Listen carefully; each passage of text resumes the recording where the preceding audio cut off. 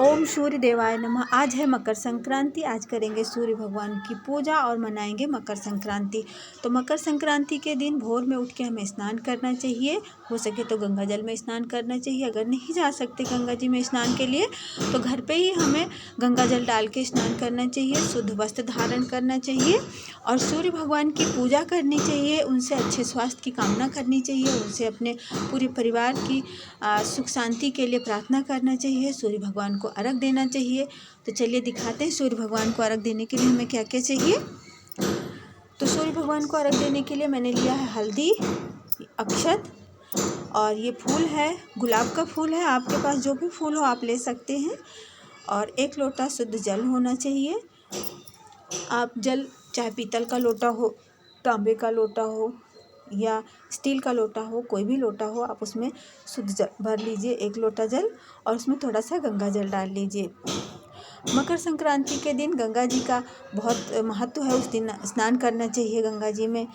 तो नहीं जा सकते तो हम घर पे ही गंगा जल डाल के स्नान करेंगे और सूर्य भगवान को अर्घ देते समय भी गंगा जल डालेंगे। ये है पीला चंदन, तो पीला चावल और हल्दी, चावल और पीला चंदन, इन तीनों चीज़ों को मिला के हम अर्घ देंगे। लोटे में ही डाल देंगे हम अर्घ देते समय। उसी में हम डाल देंगे कच्चा दूध। तो भगवान को अर्घ देने के लिए कच्चा दूध भी होना चाहिए और ध्यान रखें कि दूध कच्चा होना चाहिए। दूध को उबाले ना, ऐसे ही कच्चा दूध देना चाहिए। कभी भी पूजा में कच्चे दूध का ही इस्तेमाल करना चाहिए। और दिया जलाने के लिए मैंने ले लिया है दीपक। घी का दीपक ले लें या तिल का तेल का दीपक ले लें। हो सके तो मकर संक्रांति के दिन तिल के तेल का ही दीपक जलाएं, क्योंकि तिल का बहुत महत्व है उस दिन। यह है धूप बत्ती।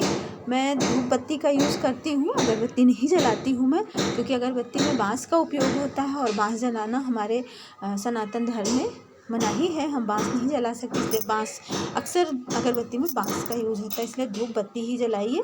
ये है गुड़। तो गुड़ को हम लोटे में नहीं डालेंगे, क्योंकि मीठा चीज़ हम तांबे में नहीं डाल सकते। चीनी या गुड़, मीठी कोई भी चीज़ हो, तांबे के लोटे में नहीं डालना चाहिए। तो वैसे ही भोग लगाएंगे। और भोग लगाने के लिए मैंने ले लिया है अमरूद, जो मौसमी फल है, सेब, और जो भी मौसमी फल हो। तो अमरूद ले लिया मैंने, सेब भी ले रही हूँ। आप ले सकती हैं, केला है, जो भी फल है। आप ड्राई फ्रूट भी ले सकती हैं, जो भी आप भोग लगाना चाहें भगवान को। भोग लगाने के लिए, सूर्य भगवान को भोग लगाने के लिए ज़रूर ले लें। तो ये पूजा की थाली तैयार हो गई है। चलते हैं भगवान की पूजा करते हैं, सूर्य भगवान की।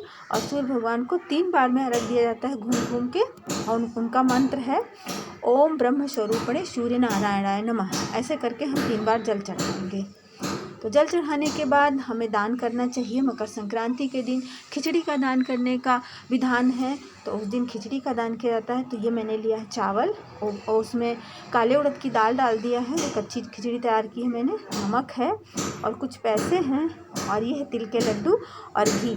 ये चीज़ ज़रूर दान करें। दान करने के लिए बहुत कुछ दान कर सकते हैं। आपको जितना सामर्थ्य हो आप ज़्यादा दान कर सकते हैं, पर इतना ध्यान रखें कि आप जो भी दान कर रहे हैं कम से कम 1 आदमी के खुराक का दान करें। जैसे कि सीधा दान करने, कुछ भी दान कर रहे हैं तो इतना ध्यान रखिए कि कम से कम 1 आदमी उसको भरपेट खा सके। तो दान करने के बाद दान करने के बाद हम लोग ये खाते हैं, तिल की टिक्की, उसकी मूंगफली की टिक्की, तिल के लड्डू, मूंगफली। तो ये सब खाना चाहिए। सबसे पहले तिल के लड्डू खाएंगे, क्योंकि आज के दिन तिल का बहुत महत्व है। तिल का दान भी करना चाहिए। तिल के लड्डू खाने चाहिए। तो तिल के लड्डू, टिक्की, मूंगफली ये सब खाएंगे। उसके बाद खाएंगे खिचड़ी। खिचड़ी बनाते हैं हम मूंग को, उसकी उड़द की काली जो दाल होती है, काले उड़द की दाल होती है, उसको चावल मिला के और नमक डाल के हम खिचड़ी बनाते हैं। खिचड़ी में तड़का नहीं लगाते, एकदम सादी खिचड़ी बनाते हैं। साथ में दही, तिल के लड्डू, अचार, पापड़ हो, जो भी हो आप खाना चाहे खाएं। उसके बाद हम कोई भी पकवान बना के खाते हैं, पर सबसे पहले हम खिचड़ी खाते हैं। यानी खिचड़ी के दिन, इसको बोलते हैं मकर संक्रांति के दिन खिचड़ी भी बोलते हैं। तो हैप्पी खिचड़ी, प्यार से मनाइए।